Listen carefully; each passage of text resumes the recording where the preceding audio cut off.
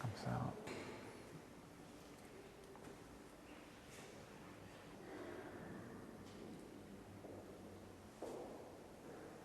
C'est toujours une grande émotion de voir Notre-Dame ouvrir ses portes, puisque ça fait 5 ans qu'on en est privé.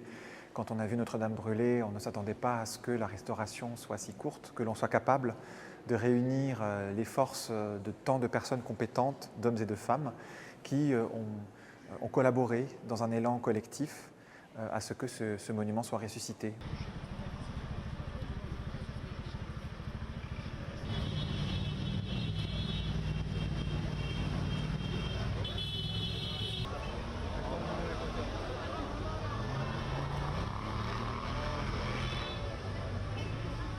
L'incendie a concerné ce qui se passe derrière, donc la toiture de la cathédrale, la nef, le transept, et puis la flèche qui se trouve au-delà de la façade. Et alors le feu a gagné au revers de la façade de l'est vers l'ouest, et le beffroi qui se trouve à l'intérieur de ce clocher nord a pris feu à son tour. Heureusement, les pompiers ont réussi à éteindre l'incendie au moment où la tour commence à prendre feu. Oui, oui.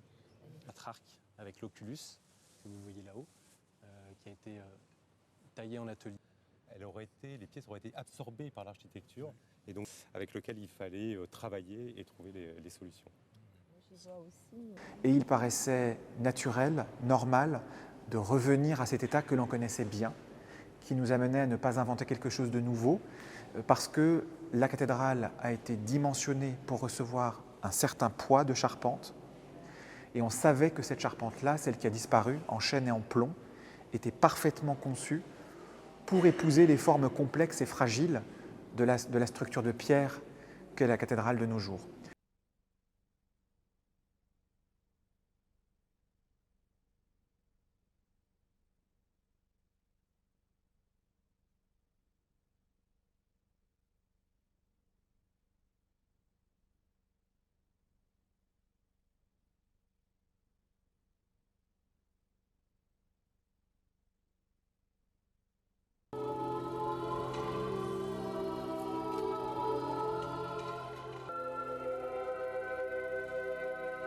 Fais de nous à leur exemple.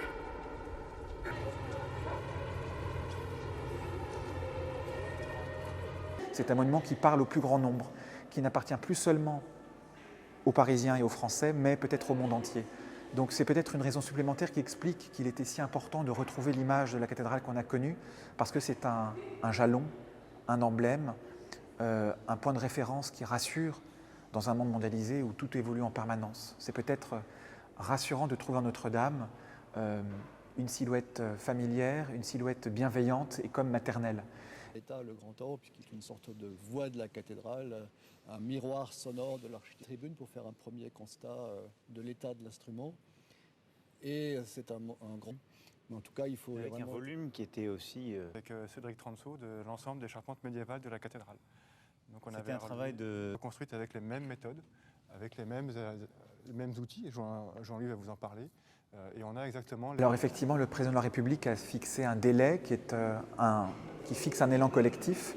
Et il se trouve que effectivement, ce délai convenait bien à une reconstruction à l'identique. Donc on n'a pas inventé effectivement, mais on retrouve une silhouette qui est familière, puisque Notre-Dame est un monument qui est plus que parisien ou français. En fait, c'est un monument qui est universel aussi, parce que sa silhouette est très équilibrée, parce qu'elle s'inscrit dans un paysage parisien qui est très harmonieux. Et je pense que tout le monde conviendra que ça aurait été dommage de renoncer à cette silhouette familière qui est aussi un chef-d'œuvre d'équilibre. Utilisé dans le cadre des appels d'offres d'entreprise. Donc c'était quand même tout ce protocole. Ça nous a fait un travail extraordinaire et a déployé en avril-mai 24. Et puis la grande route de la Croisée, c'est en 2 temps, début 23 et printemps 24. Parce que les épines ont été distribuées comme des reliques pendant... C'est difficile de modifier un édifice aussi parfait que Notre-Dame de Paris, mais le clergé de Notre-Dame, l'archevêché de Paris, a commandé un mobilier contemporain très épuré qui se fond parfaitement dans les lignes architecturales de l'édifice, par exemple un nouveau maître-autel, par exemple un nouveau reliquaire pour la couronne d'épines du Christ, qui est une relique de la Passion, ou encore les fonds baptismaux qui se trouvent à l'entrée de la cathédrale. Donc des artistes contemporains ont collaboré avec beaucoup d'humilité et de respect avec les architectes chargés de la restauration afin de proposer aux visiteurs une expérience nouvelle qui est faite de dépouillement mais aussi de grande sophistication.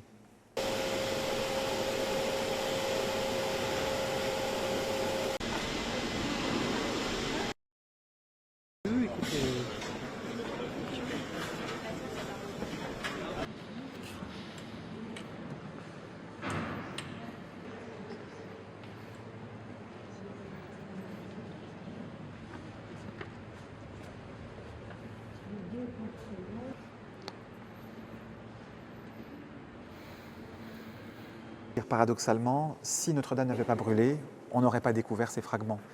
Et la nécessité de reconstruire la flèche et donc de construire l'échafaudage qui a permis de la remonter a amené les archéologues à ouvrir le sol de la cathédrale, à découvrir ces fragments qui ont donc été prélevés et préservés du poids de l'échafaudage. Il s'agit donc d'une fenêtre qui s'ouvre sur une partie inconnue de la cathédrale. Ce sont les compensations de l'incendie en quelque sorte.